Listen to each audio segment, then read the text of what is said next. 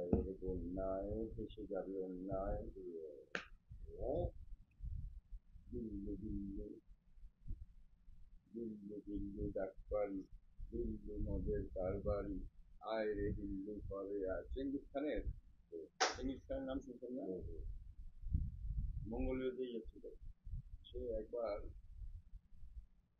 একটা কোন জায়গায় মানে একটা দেশের সাথে যুদ্ধ করতে গিয়ে দেখে এত বড় প্রাচীর লুকিয়ে পারতেছিল।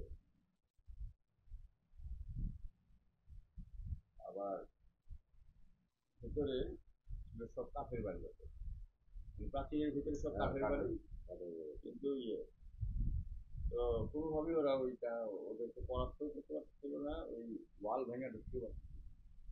তখন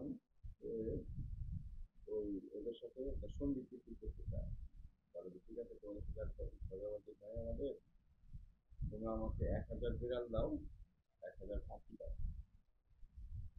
আমরা চলে যাবো।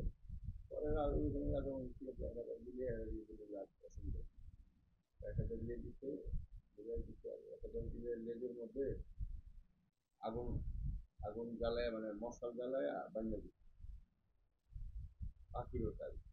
এখন ওরা তো ওই রাজ্য থেকে আসছে, তো বিড়ালগুলো বা পাখিগুলো তো রাজ্য ছাড়া আর অন্য হচ্ছে না, তো বিড়া আবার ওখানে গেছে, পাখি বসে উপরে, বিলাই ঘরের নিচে দিচ্ছে, কাঠের দিকে আগুনের সব পিড়া ছায় গেছে। ওই বিড়ালকে ব্যবহার করে চেঙ্গিস খানও জয়লাভ করছে। সুতরাং তোমাদের গুরুত্ব অপরিসীম।